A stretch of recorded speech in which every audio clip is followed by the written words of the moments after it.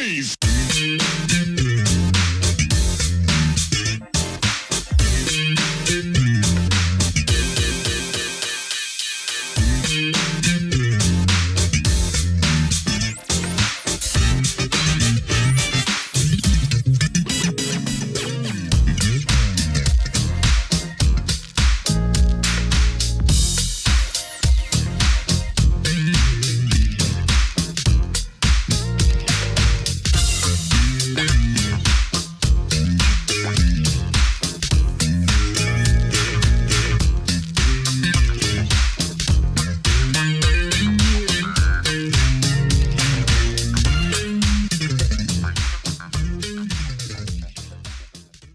Welcome back to the next part of this Truth and Rhythm episode. Be sure to subscribe to this channel. If you've already done so, please share it with friends. Also become a member by joining Truth and Rhythm on Patreon, or consider donating at funkandstuff.net. Thank you so much for your interest and support. Enjoy. So who were some of the acts that you were going out on tour with, and who'd you share the stage with? I know I mentioned some of them, but who impressed you that you were out there on the road with? The Gap Band. Those guys they were smoking. And also Funk Shun in their heyday, they were smoking too. But some of the bands that I really enjoyed being on the road with were Lakeside. They were nice. I really enjoyed being with the Whispers.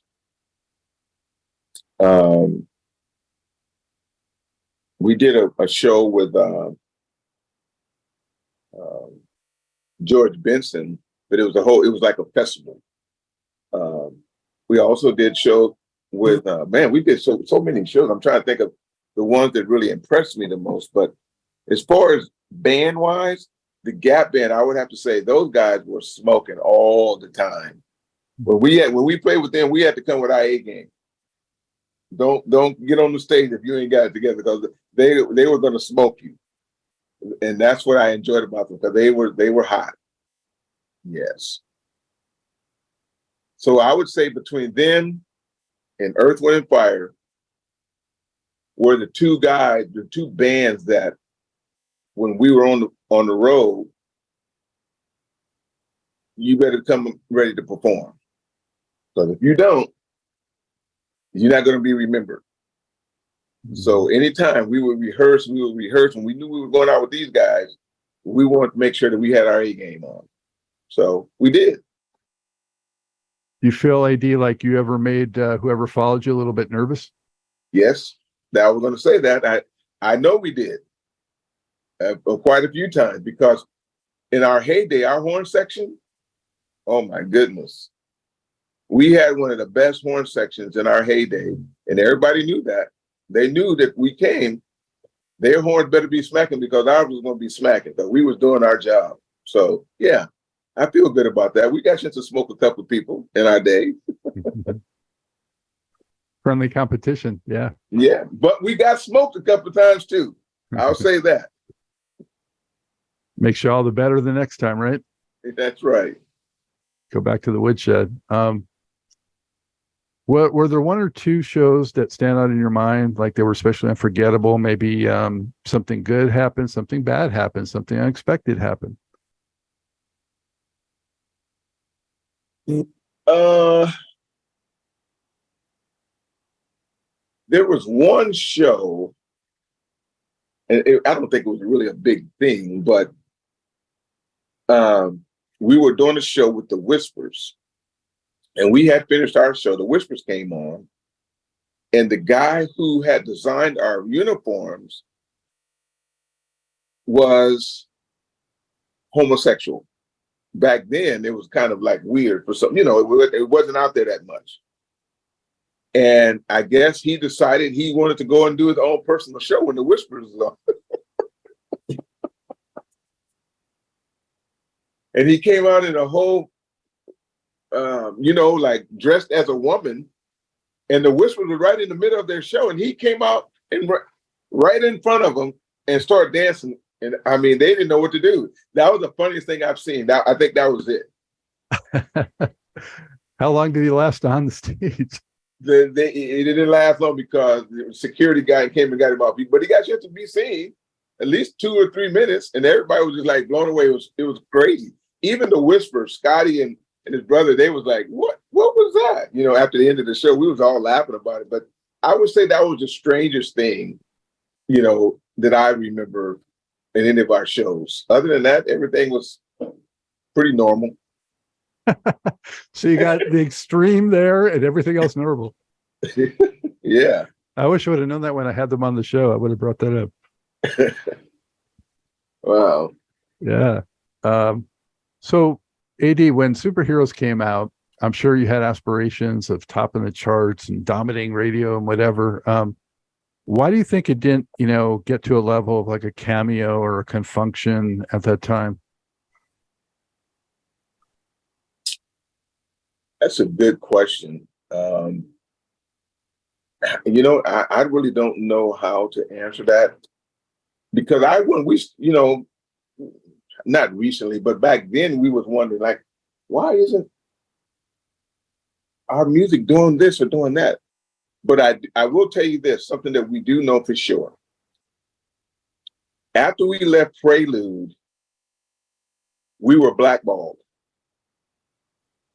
A lot of companies, for whatever reason, because we got our masters back. That's what happened. And, you know, when you're with a big company, and they were pretty powerful, they were out of New York, and they kind of put a stumble on our record play. That was a big thing for us, because we knew that they were very unhappy because we had to fight for our masters. And so once we got them back, it took us a while to get back our mojo, so to speak. And we knew that we were being blackballed in certain areas for radio stations. And we was told from Warner Brothers, because we went to Warner Brothers after Prelude, and one of the executives told us, "Hey, did you guys know that they don't want to play your music?" I didn't know that kind of stuff existed back then, but yeah, they did that. I'm not saying that's the sole reason, but it had a lot to do with it at that time. Yeah, it was so political, all the stuff going on. It's a shame that things like that interfere with the creativity and the potential. Yeah, I would say it really bothered us, because I think for like at least 3 to 4 years, we were trying to find our spot again. You know, we wasn't getting calls to do shows. And it was really kind of a difficult time. I think for at least 3 years, we were going through just a trend. We were trying to figure it out. Okay, why is our records not doing this? We know we got good music out there. We're hearing everybody else's music doing good, but we couldn't figure it out. So the only conclusion I can come up with is that a lot of it had to do with being blackballed for wanting to get our masters back. Well, walk us through, you know, what time period are we talking? Because around 1980, I know you ended up having the issue with those tracks that you recorded, and the owners of the studio had an issue. What happened with that? Are we talking about the Step Ahead album? Yeah, those tracks that you lost for all that time, and what happened? At that time, let me see. Now, let me make sure we on the same page. The question you're asking me, what happened to us as far as our records, or? Well, all I know is what I read, and that's, you know, that you ended up not being able to get your tracks because the owners of the studio where it was recorded were dealing drugs or something like that. And so the DEA held up your recordings, and we had no idea. We had just got off tour, and that was going to be that Step Ahead album we were working on. It was in their recording, beautiful studio. We noticed that the prices were really nice, and we had no idea what these guys were doing. But one night we were going back out to record, and we noticed that everything was all locked up and boarded up, and we couldn't get anything. Fortunately, what we would always do, all of us would take a recording of the music to listen. So we take our own little personal recordings to see what we need to work on this and work on that. And to tell you the truth, and this is what's interesting about it, those recordings were so good that we didn't have to have the masters. The recordings that we had on those cassette tapes back in those days, and I think we had one reel that we were able to keep that we got, and I think it had about 4 or 5 songs on it, but the rest of the songs were all on, at that time, cassette tapes. And we all kept them. And that's how we were able to get that music, get it mastered, and we came up with that whole album. But we didn't know that those guys were dealing drugs, and basically we never really fully got the master recordings. We never got that. Did you feel like you were finished making the record at that point, or were you still hoping to do a few more tracks? At that time, if I'm remembering right, we did finish we did finish all the songs. So that's why we had a few more that we were going to do. Because if I'm thinking right, I'm trying to make sure that I'm telling you the right story. We had a couple of more that we were going to do, but we never got a chance to go back in there because they had closed down. But we did get, I think, something like 8 or 9 tracks. I don't remember exactly how many, but we were able to get the majority of the music that we worked on. You know, I once worked for a company where I showed up one day and I had no idea, and it was like chained up and locked, and I didn't have a job anymore, you know? So I'm thinking of you guys showing up to a studio and it's locked up and boarded or whatever, and you're like, what the hell? Yeah. I mean, we had no idea it was kind of devastating because we didn't know what to do. And see, that record never came out until recently when we did this deal with this guy out of Chicago. And that record, in that he wanted to get all the songs together. And that's how we ended up coming with that record, Step Ahead. And my brother passed away in 2016. And I think that's when we did that. Yeah, it was in 2016 when we released that Step Ahead album. Yeah, it's unbelievable that for a quarter century, that music just sat there, because it's like this buried treasure, right? Because I mean, it's excellent material, in my opinion. And but the sequence of events, AD, were you already blackballed and having the issue with Prelude when this happened with the studio recordings, or did that come after the issue with the studio recordings? I'm trying to remember. That's kind of a long time ago. I'm trying to think what. At that time, what year was that? 1980 is what I heard for. Yeah, that was in the 80s. We were actually, at that time, we were on our decline. We had kind of got to the point to where a lot of the guys were being frustrated with money. You know, money's always a big part when you have a big band. And to be honest, my brother did some things that caused us to break up.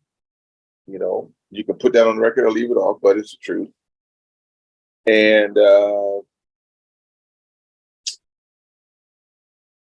I would say, I'm trying to be just honest about it. We were on our way out when we were doing that record. We were pretty much like, okay, we'll do it, but I think we were pretty much checked out as far as the band. I think the guys were tired of traveling. They were tired of what was going on, you know, with my brother. We didn't have no idea of some of the things that he was doing with the money or even with the contract. We started finding out certain things about the publishing, how it was being distributed, and it became to be kind of like a mess. And once, I think one of the horn players quit, Mike Minna. Steve Mason was the keyboard player. he said that he didn't want to do it anymore. So that's when we start. After that, we really kind of broke up. And that's why that record never got a chance to do anything. But we had decided it was time to at that time we were done. Well, on those songs, that group of songs, I mean, this is the one where I felt like there was some Confunction influence in some of the sound. You know, I hadn't really heard that on the earlier records. It's interesting, you know, how things progress, but like a step at the title track and Party Down, definitely like a little bit of that Confunction vibe happening. Yeah. Always Be Lovers. Do you remember that ballad? Yep. Do you know what that reminds me of? Deja Vu by Tina Marie. Musically. Really? Yeah. Huh. But I mean, the first 3 tracks, I mean, they're smoking like funk tracks, you know, More and More, Body Energy. I love More and More. More and More was one of my favorite songs. I still love that song. Well, your bass line and the horns are kicking on that. Yes. See, you're a good man. See, you know that bass line.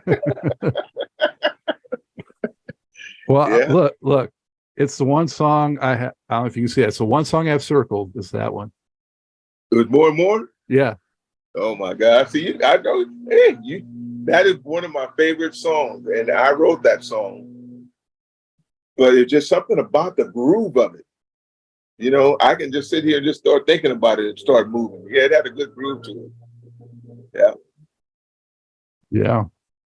So then a couple years later, Mellow Music like came up as a single. Was that like newly recorded, or was it from those sessions? Or No, we had broke up at that time. That was really my brother and I, because we had decided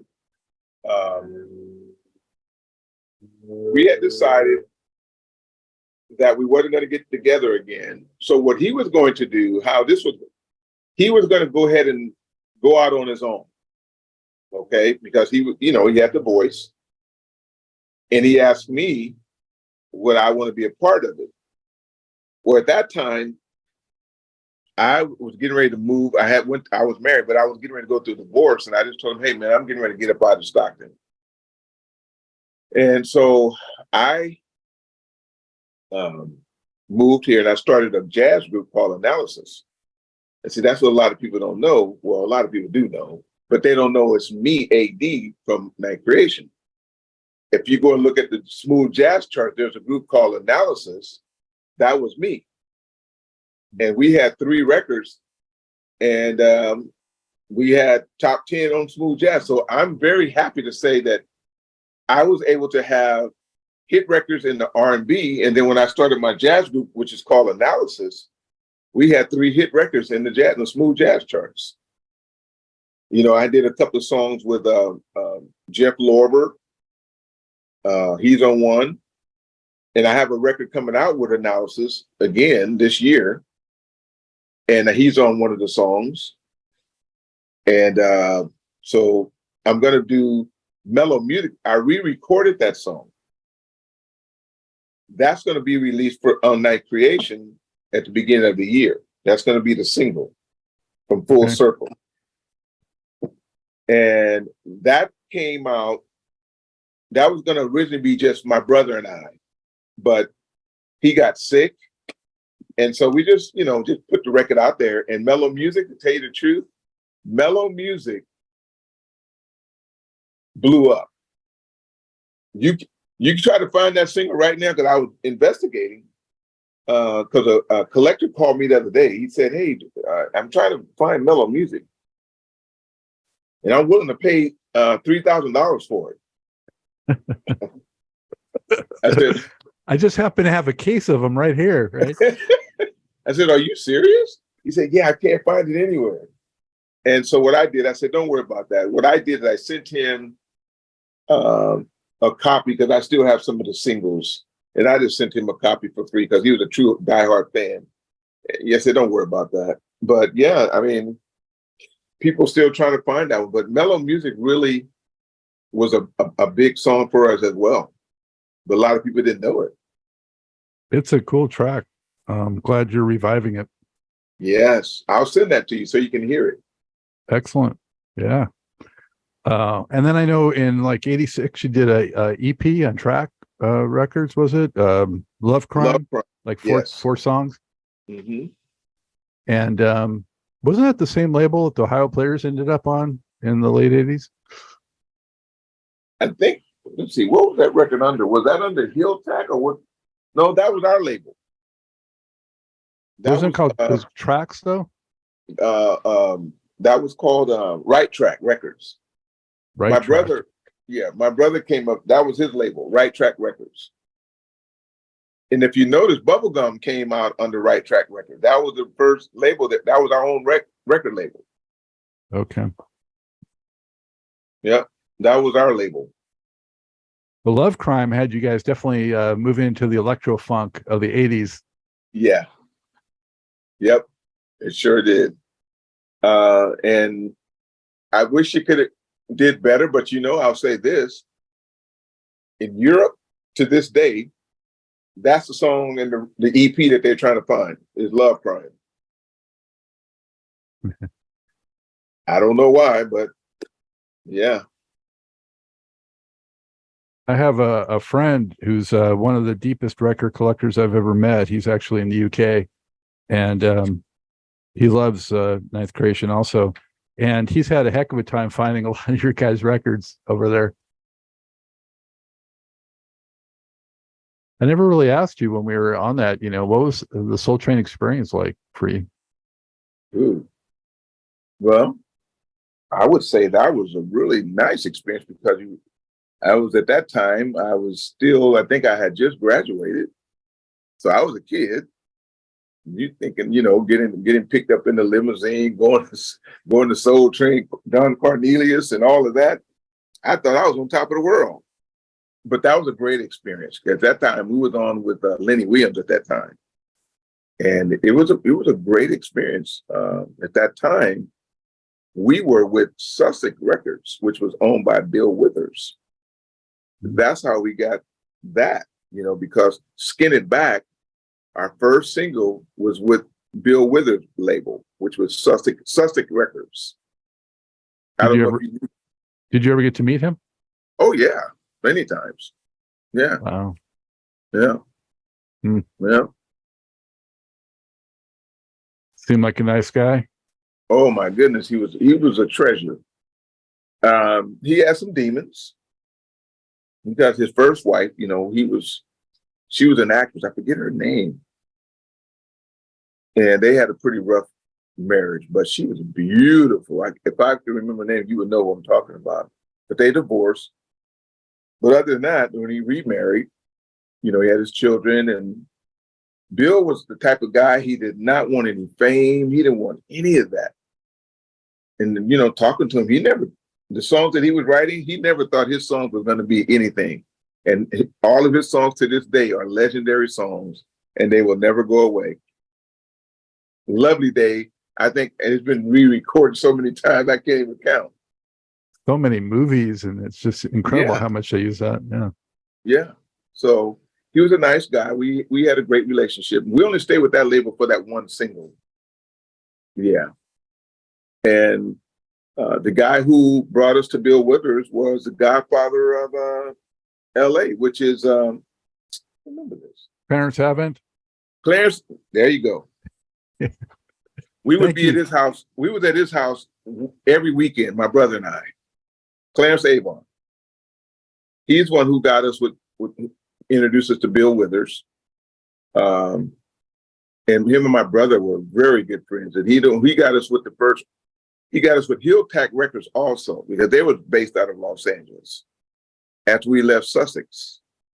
And so my brother kept his relationship with him up until he passed away.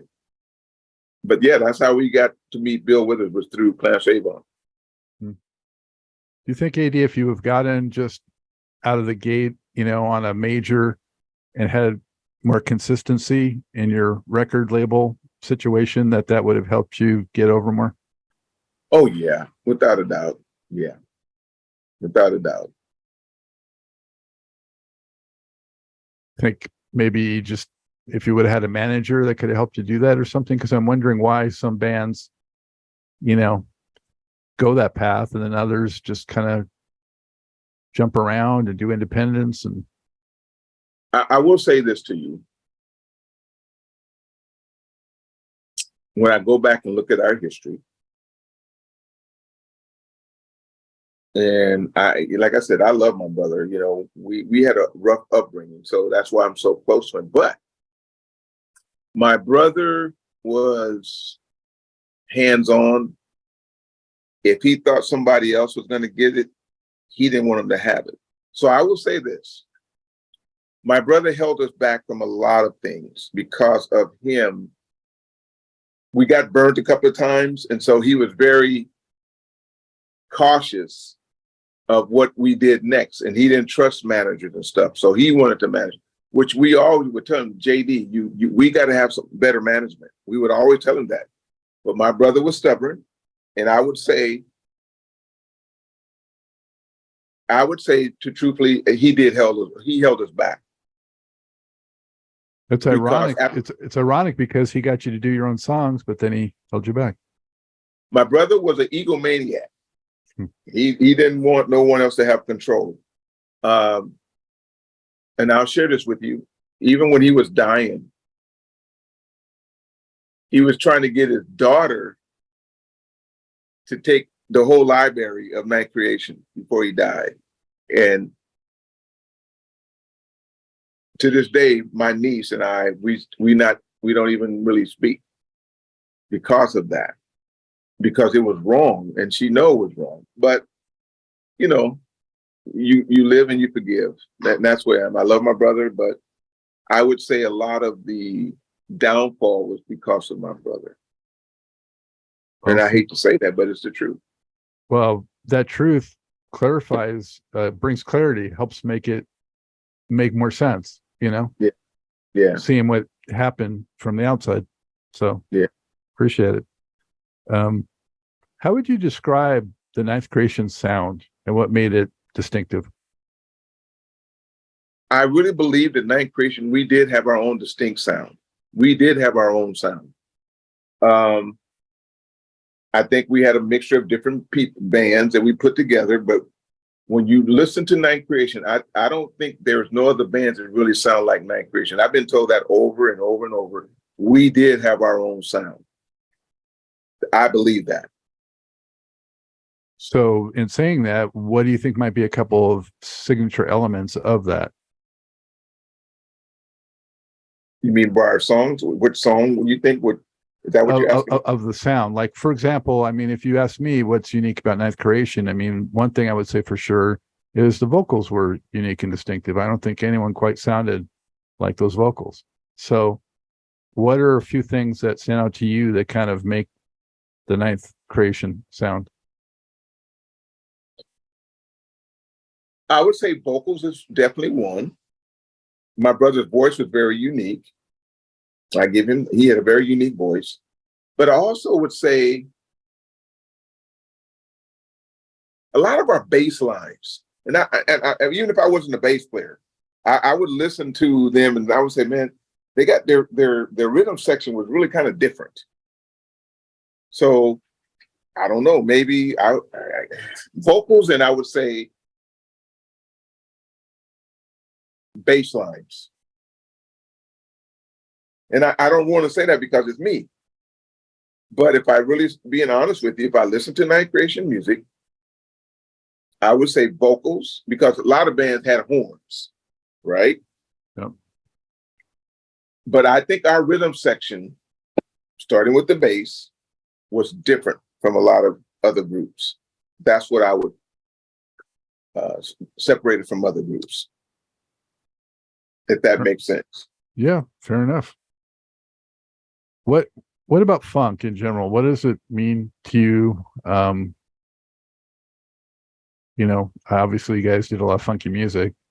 So how do you describe funk, and what does it mean to you musically, spiritually, whatever? How do I describe funk? Everyone has their own description. Yeah. Oh, That's, I don't know. No one never really asked me how would I describe funk. I can give you, like I said, examples of funk that, to me, that was funky. And again, I'm gonna go back to the original funk master to me was James Brown. The funk that they was laying down back then. I'm trying to think of someone else that would just, I'll tell you who really influenced me a lot too. 103rd Street WAP Band. Mm. If you go back and listen to those guys, they were funky. Express yourself. Yeah. And I'm going back, I'm thinking, okay, those guys was funky. Down, down, down, down, down, down, down, down, with them. That was funk. More California funk. Yeah. Yeah, that was, and I think about those guys, and I think about them, I say, yeah, they were really funky to me. And then you have the other guys that came out like Larry Graham, people like him. And then you think about Bootsy Collins, they were funky. So I'm just kind of giving you people that made me think about funk. I guess that's the best way for me to describe it. Well, when you were locked in with Ninth Creation and you guys were just in a groove, locked in,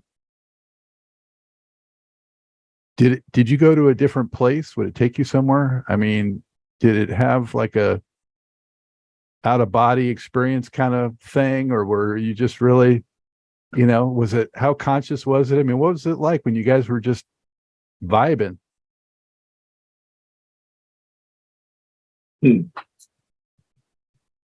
I will say, me and Donnie Allen,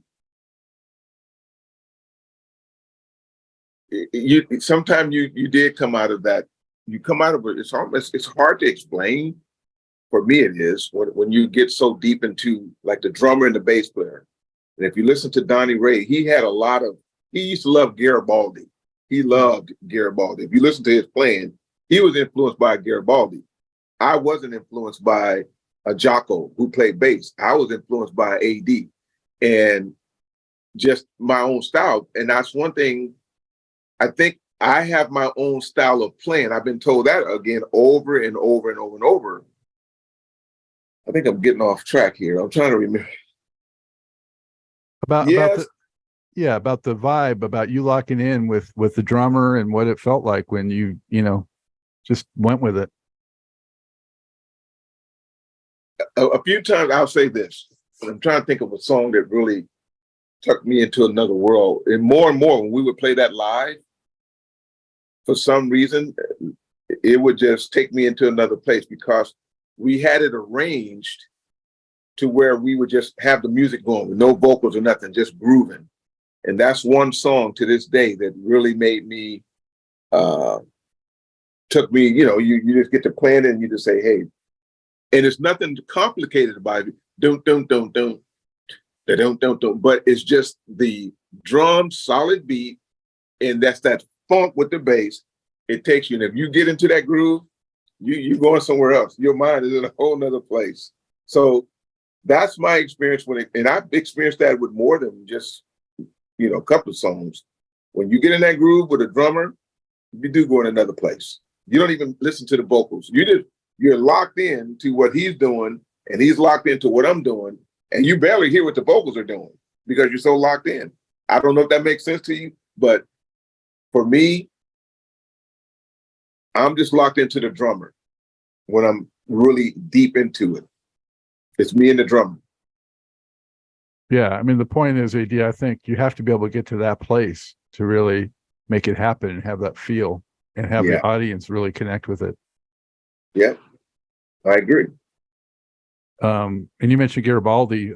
In particular, We Need Love reminded me of a Tower of Power kind of influence track. We Need Love, yeah. And if you listen to the drumming, he was influenced by Garibaldi, but he did have his own style. Donnie did, but he was influenced by Garibaldi a lot, and so that might remind you of some of their Tower of Power tracks. Looking back on at all to this point, AD? Musically, what are you most proud of?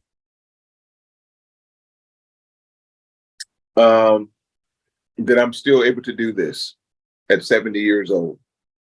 And I feel like I'm just as fresh as I was when I was a young kid. I still have I don't have all the energy, but my plan is the same and even better. I would say I'm very content. I'm happy. And which album is your favorite?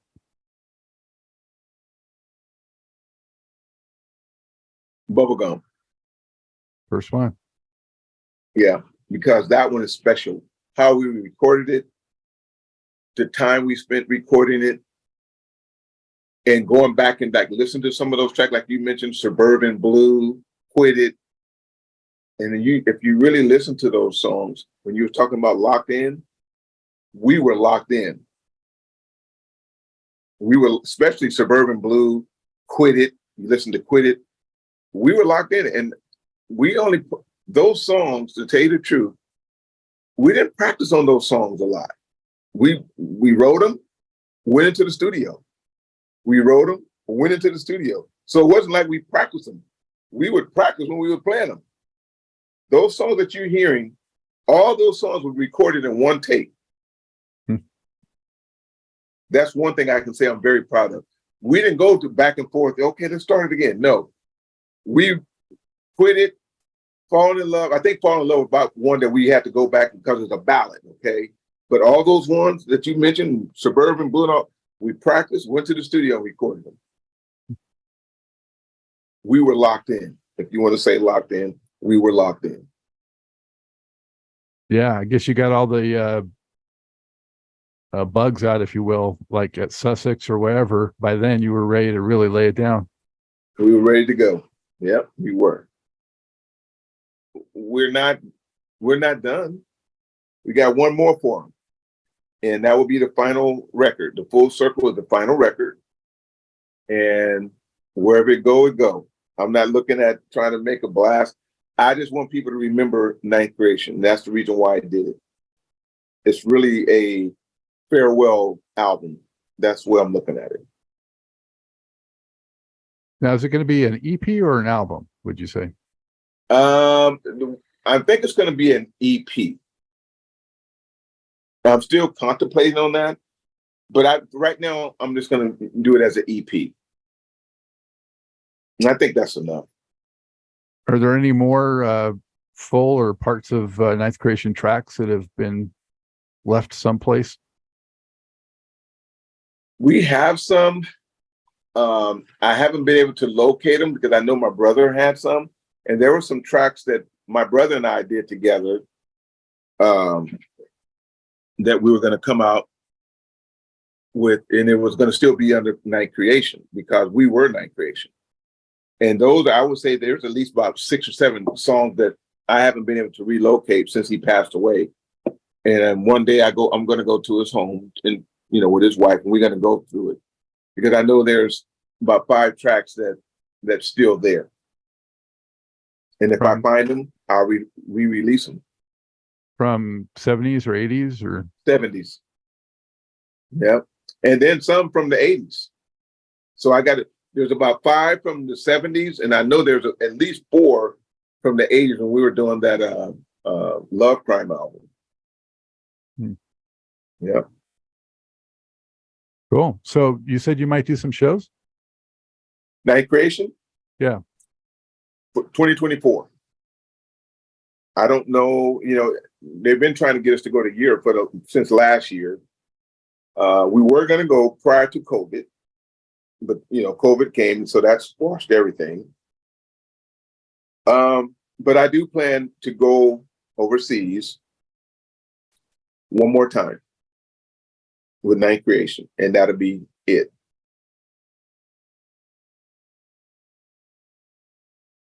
So where can people go to keep track of what's going on and look forward for new stuff that you've been talking about? Look for the website to be put up. We still have the website, but we took it down. But it's going to go back up once the record and everything is all complete. And I can see that information. I don't have it right now to go to our website because it's not up. Because we're going to have merchandise. You know, T-shirts are being in the mix right now. You're going to see a variety. I'll send those to you, what they're going to look like, because it's going to be all the album covers. The bubble gum. There's one with the bubble gum. There's one with the lips falling in love on the T-shirt. It's going to be very nice. And then we had some T-shirts back in the day when we first came out. They had wings.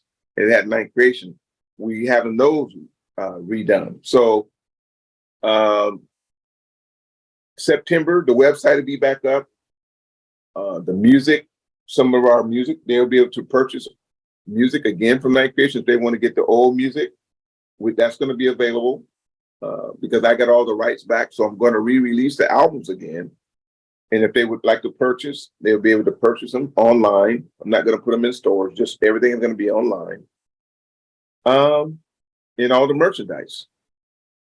Because people have been asking for it. So I'm going to give it to them. Hats, T-shirts, hoodies, the whole works. Will that be ninthcreation.com or? Ninthcreation.com. Exactly. It'd be ninthcreation.com. Because, you know, this is going to exist in perpetuity. So you want to make sure they know where to go whenever they view this.